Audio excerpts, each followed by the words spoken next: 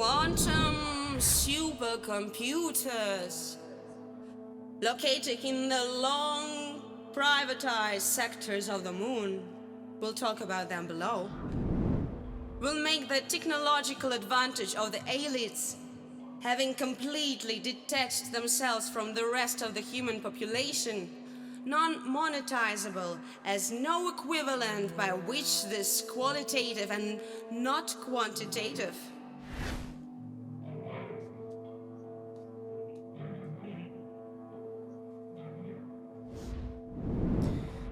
Quantum supercomputers located in the long privatized sectors of the moon, we'll talk about them below, will make the technological advantage of the elites, having completely detached themselves from the rest of the human population, non-monetizable, as no equivalent by which this qualitative and not quantitative advantage will be measured, will be in existence. Remember the popular sci-fi movie In Time, starring Justin Timberlake, where his character receives millions of hours of life as a gift and penetrates into the areas inhabited exclusively by the elites. The digital currencies such plebeians use will never, and under no circumstances, be convertible into, let's say, quantum or qubit, instruments of using and exchanging resources. The only remaining means providing the illusion of being in luck will be the familiar lotteries and gambling. The digitized world will forever remain the lot of the mere mortals. The digitized world will forever remain the lot of the mere mortals. 说这话，世界将永远属于凡人的领域。说这话，世界将永远属于凡人的领域。The digitized world will forever remain the lot of the mere mortals.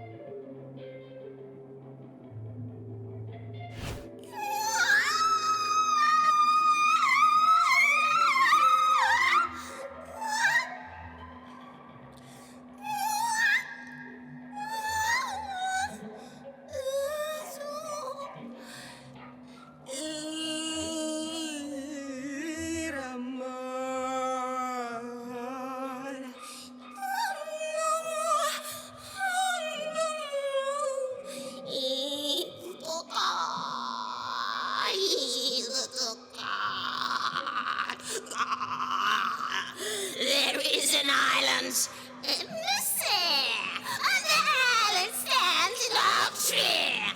Under the tree, a chest is hid in the chest, and rabbit sits inside. The rabbit is a dog. Inside the duck, a lag. Inside the egg lies the needle. The death of Koshis the immortal.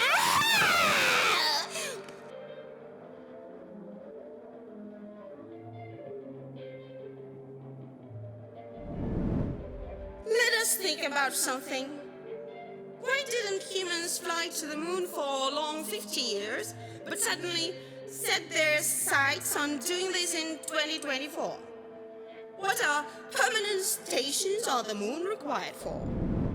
Informed minds have known all along that while quantum technologies were being developed towards the required level, the elites had time to slowly and steadily divide among themselves the territories on the lunar surface, including the more expensive dark side of Earth's satellite, where the ambient temperature falls as low as 191 degrees by night. Locating paired quantum supercomputers that operate in extremely low temperature under 272 degrees conditions on both sides of the moon is much safer and more convenient than elsewhere. Each pair of such machines, their delivery and servicing on the moon must cost a few hundreds of millions of dollars. It is of extreme importance to consider that at least 500,000 tons of the helium-3 isotope required to achieve such extreme cooling is found on lunar surface, while the amounts of the same cooling agent harvested on Earth don't exceed a few dozens of grams per year, which makes the possibility of using quantum computers in the conditions of the Earth completely dependent on the actual availability of this rare isotope on our planet. The personal supercomputers located on the moon will be the very needles inside the egg, able, apart from a number of other tasks, able to transform, if necessary, the genomes of the owners into their biased cybernetic clones, thus guaranteeing to the owners of those super devices cautious immortality. Let us try to calculate how many families or dynasties could afford such a luxury. Even if some clans pitch in to install their chest of immortality on the moon, the price of an entry ticket into the realm of the immortal in the present day fiat equivalent will start from $200 million. And they are the very hundreds of thousands of families that mentioned earlier. The fact alone that over 6 million of people own a piece of land on the moon today doesn't mean anything. The good part of the lunar property will be purchased from them and placed solely in the hands of the elites, with the fate of the world's lower class befalling all of their former owners. Perhaps you will say that this image of the future is too dark and too frightening. Well, will you? Actually, no. No, not at all. The situation isn't as hopeless as it may seem. Nature itself will put a stop to the reproduction of the plebs worldwide. The meaningless of existence combined with the negative selection against the background of a significant evolutionary advantage of a small cluster of the population will bring about that which has happened countless times of the billions of years of organic evolution on our planet. The depopulation process will be triggered naturally, bringing on a reduction of the human population on Earth by a third. It is noteworthy to say that the frequent sexual harassment scandals in the world today are nothing but a form of our collective subconscious metabolism that serves as a prerequisite to the aforesaid. The population has begun to tell itself, stop reproducing, stop. Stop!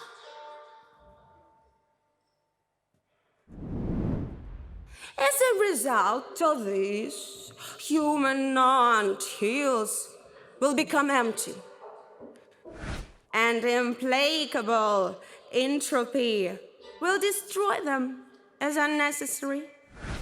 Our planet will turn into a blossoming orchid where immortal, posthuman elites will partake of the privilege called life that will be facilitated by nanorobots operated by the power of thought.